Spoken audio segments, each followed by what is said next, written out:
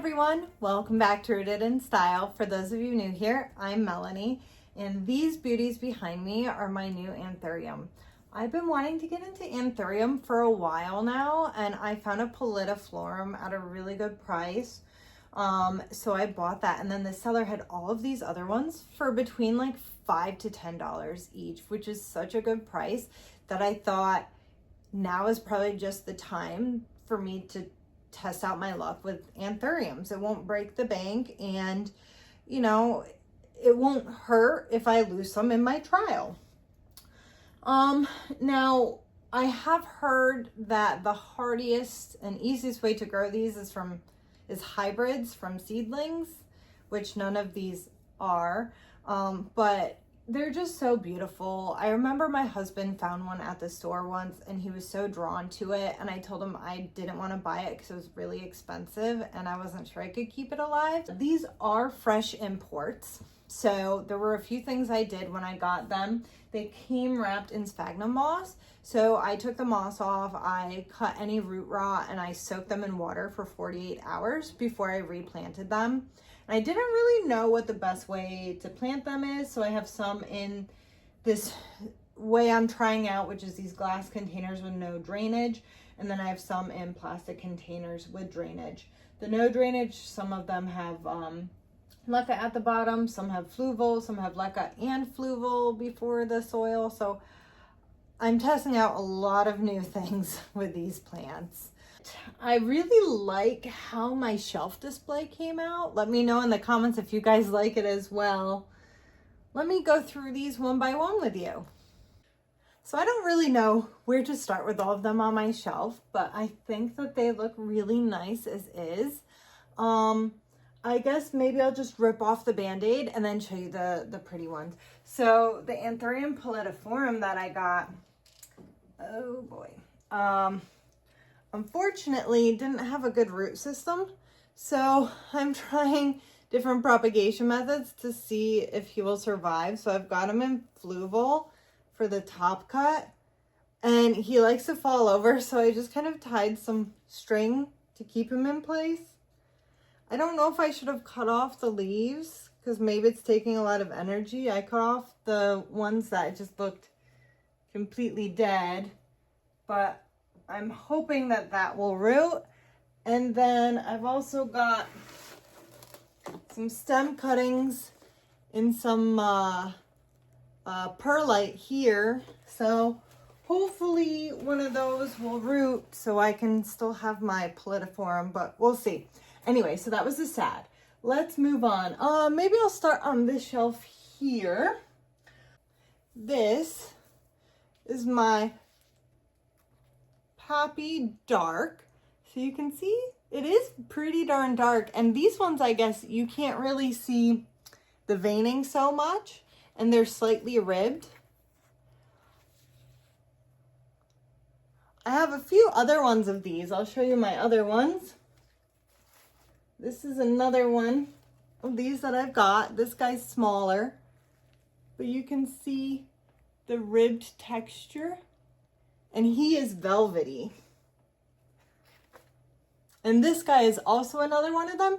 He looks a lot longer and narrower than the other two. If you compare this one to this one,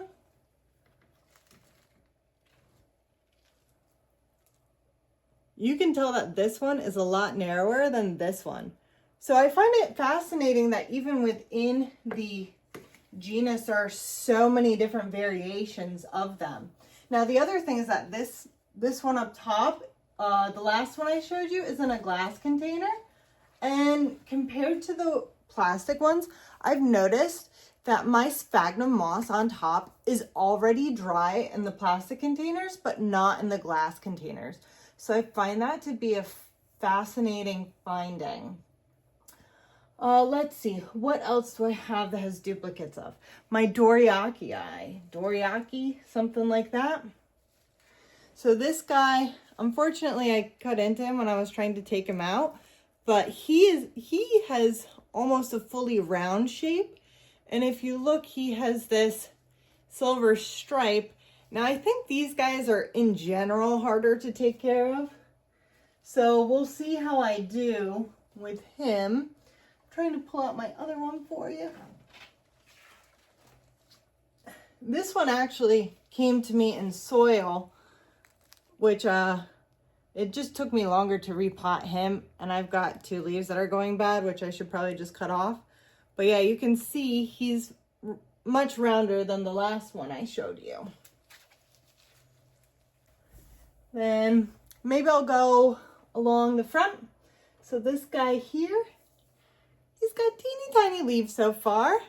He is velvety, and you can see that he still has kind of the bunny ears, and he has some of the coloration down the middle. This is an Anthurium Bessier.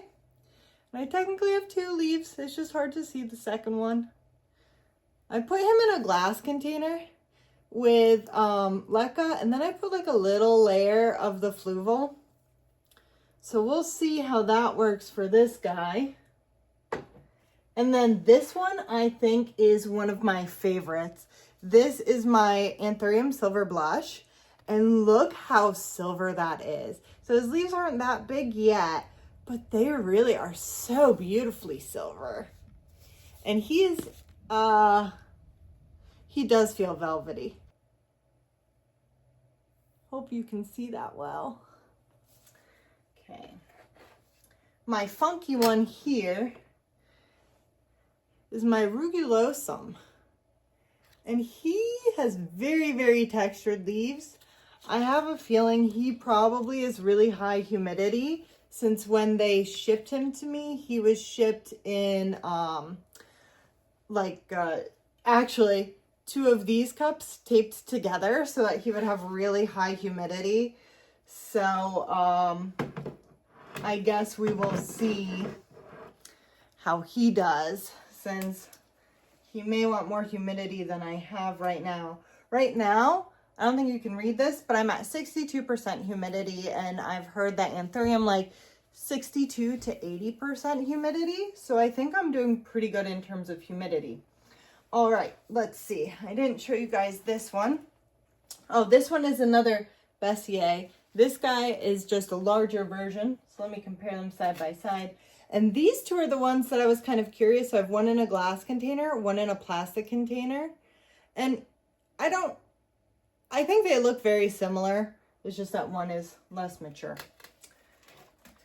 Kind of hidden in the back here, I've got an Anthurium ceruni. Now I think I kind of planted it funky because I have a feeling that this is supposed to be like this. So let me show you up close. So he is not velvety, and he has this very interesting ribbing.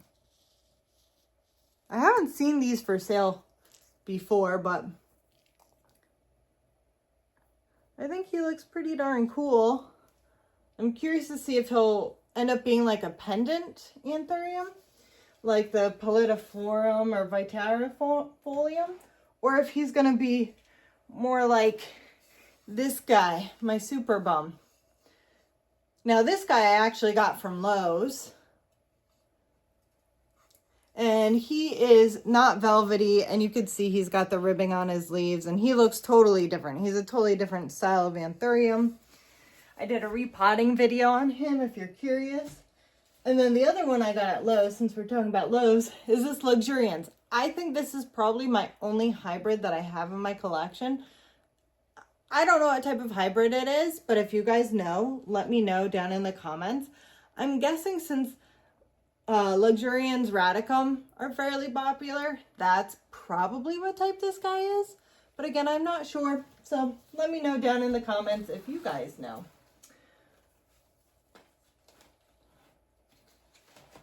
Okay, moving on. So this guy here in the back is probably one of my top 3 favorites. This is your typical crystallinum, and he has huge leaves for me. He has a little bit of what I'm going to call the bunny ears, and of course he has the veining, which is really what he's known for, and it really does look absolutely gorgeous. I put him in a glass container with the leca at the bottom. So we will see how that works. I'm not gonna lie, I was a little bit worried since I've never grown in these no drainage containers, but I do know that sometimes I let my anthurium dry out a bit much, and that they don't like that. So I figured for this one, since I really like it, and since people have really good results with these types of containers, I would try it. But I mean, you can't deny there's a reason that crystallinum put these anthuriums on the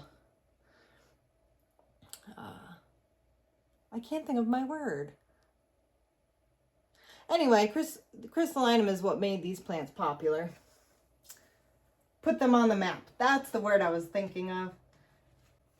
And then the other one in the back I haven't shown you guys is this one. He is also in my top 3. This is my forgetii.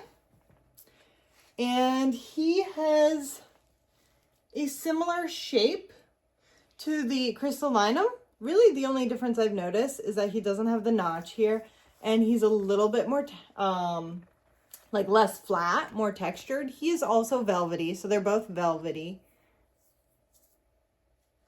I think these can also be difficult to grow. I gotta cut off that leaf.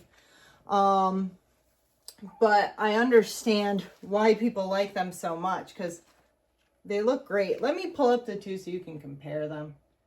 For those of you who are thinking about anthurium, see how similar they are? The veining definitely pops out more on the crystallinum here on the right, but the forgetii has that unique texture with still very prominent veining. Okay, and then the last one, my big boy there, he is my Anthurium regali. So he has my biggest leaf, and you can see how he's kind of narrow and heart-shaped. He also has the bunny ears, and then he has that prominent veining. He is not as dark as some of my other anthuriums. He's much more, I don't know, kind of like a yellow-green. I don't really like the color of it. I don't know if it's my specimen or this leaf. Maybe the leaf is gonna die. I'm not quite sure. I know these get really big, but I'll be honest, I really don't know if I care for this one in person. I think I like the more dark rounded leaves with the silver veining as compared to this kind of thin off yellow look. So let me, since I've got the forgetii right here, let me just show you side to side. You see what I mean? This guy's like yellow looking versus this one is more dark. So I think I like a little bit more of the dark look since it makes the veining pop out a bit more. And the last one that I've got is not in this display because I've got him downstairs, but I have the king. So this is Anthurium veitchii, also known as the king anthurium. The queen anthurium I didn't buy, and I don't know how he's gonna do because he's starting to crisp up already, but he is not velvety at all, and supposedly non-velvety anthurium can handle lower humidity conditions, so I'm hoping that he'll do better than my other ones come winter time, because in winter the humidity gets down to like 30% here. But I have these in my bedroom because in the bedroom I have the humidifier going to prevent nosebleeds, and I usually try to keep it around like 50-60% anyway. So I thought it would be safest to keep them in here. But he is gonna be by my downstairs window. And if you guys are looking at this, this is actually not an anthurium. It is a new fern that I bought. It is a Ophioglossum pendulum. I don't know how this is gonna go. I didn't know much about these. I couldn't find much about them. And then I found one YouTube video online, and in the comments, everyone was complaining about how finicky they are and how theirs died when they forgot to water it once.